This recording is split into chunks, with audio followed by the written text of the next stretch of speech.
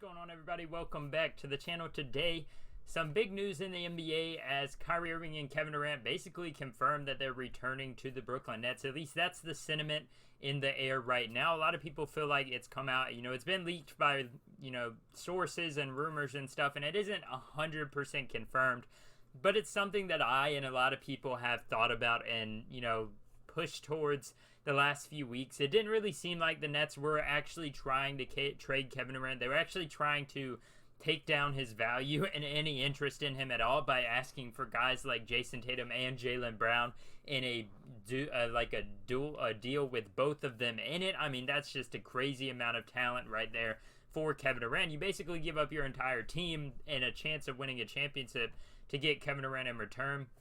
So it seemed like the Nets really weren't open to trading him, and Kyrie Irving did come out, and recently it has been confirmed for him at least that he's not going to be leaving the Nets. No trades happened with the Lakers as we expected, so I assume that means the Lakers are running it back with Russell Westbrook. They haven't made any moves either, and a lot of these big trades that were supposed to happen, looks like none of them's going to end up happening. The Nets are a contender now. I think a lot of people were ready to write them off, obviously, for obvious reasons. I mean, if Kevin Durant and Kyrie left, no matter how many people you get in return, chances are you're not going to be a contending team with both of those guys leaving your roster. But with them returning, who knows how good this team could be? I mean, Ben Simmons, a lot of people forget how good of an NBA player he is. They have a massive opportunity to be good and make a finals run now. Ben Simmons is a great defensive player. He's a glue guy.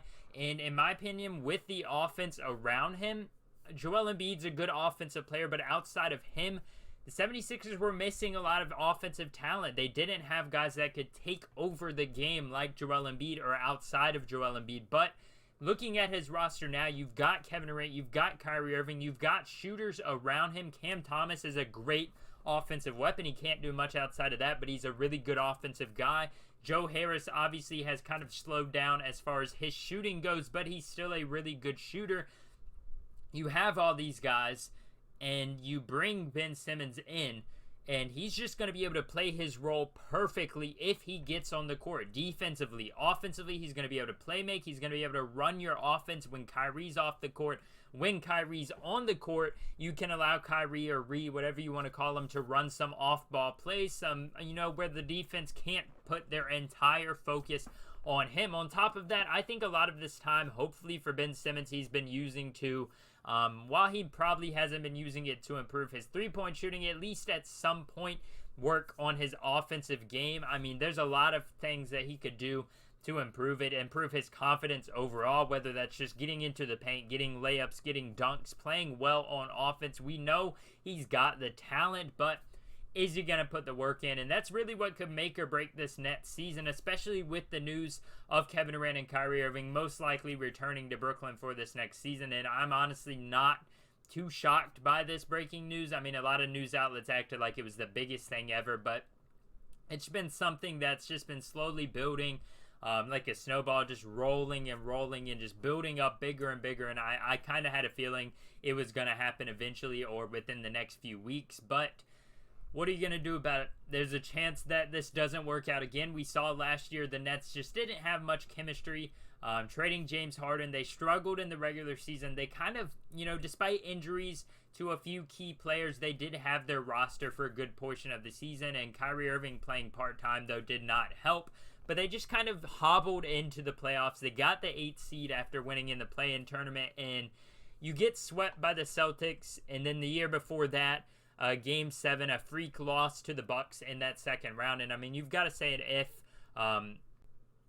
What if for that? What if Kevin Durant's shoes were a little shorter? I mean, there's no guarantee you win the next 2 series, or you win if the Bucks don't hit a shot at the end of the game. There's a lot of what ifs with that, or a lot of buts, and there's just no way to predict it correctly. But last year, we can't forget how the Nets were just embarrassed in the playoffs. I mean, yes, Kevin Durant and Kyrie Irving coming back is great news for them. They don't have to rely on bringing in a bunch of young pieces. They don't have to completely blow up the ship.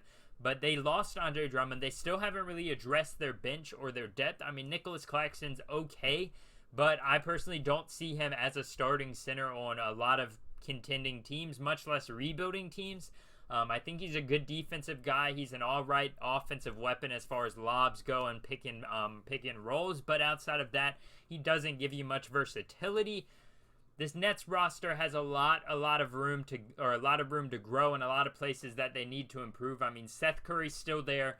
He had an outstanding season with the Nets. Patty Mills, I believe, did he retire or go back? I can't remember if he returned, but he was pretty decent with the Nets. Just not a lot of improvements. They did get TJ Warren, which is going to be a massive upgrade as far as depth goes, providing another guy that can go out there and score. But even him, since the bubble, we haven't seen him at the same level as he played in that NBA bubble. Man, he was going off on Jimmy Butler in the bubble, and my background just fell. Let me fix that real quick. Sorry about that.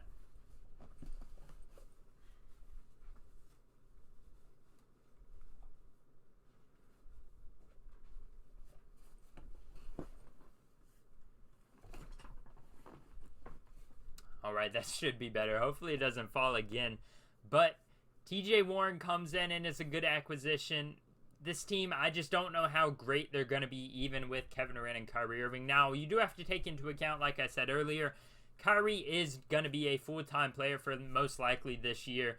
Last year, he did miss a lot of time in the regular season, especially with that part-time stuff with the vaccine, COVID, all of that.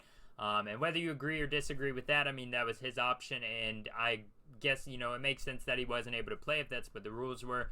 But this year, it looks like he's going to actually be able to play in every game this season, barring injuries. And, he has had a few injuries over the last few seasons, so you can't really put that off the table. Same thing with Kevin Durant, a guy who has most recently or more recently in his career started to struggle with leg injuries, knee injuries, Achilles injuries. This guy has had a ton of them over the last few seasons. But at the end of the day, if you're a Nets fan, I know you got to be happy hearing that these guys are probably going to be returning. They just kind of fooled everybody this offseason. It's been the one thing, probably the most talked about thing this entire offseason overall.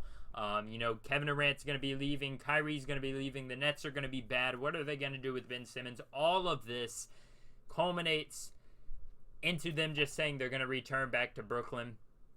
It's kind of funny at the same time, though, to think about just how bad they fooled everybody, all the fans, all the media, all the other players. I mean, they did a good one on this. Don't know if Steve Nash is going to get fired. Don't know what's going to happen with the general manager in the front office that Kevin Durant requested be let go. We'll have to see how that goes going forward. How do you guys feel about this? I mean, obviously, KD and Kyrie are great players, so the Nets wanted them back, and they got them back, especially trying to contend now with how their roster's built. Don't know if they're going to be a great team, but what do you guys think about this situation? If you're a Nets fan, how happy are you? Go ahead and comment all that down below. If you enjoy my content, if you enjoy news, NBA news more specifically, NBA history, NBA draft retrospectives, deep dives, stuff like that, go ahead and hit the like button and subscribe. Turn on post notifications so you never miss a video. Thank you guys for watching this one. I'll see you guys next time. Peace.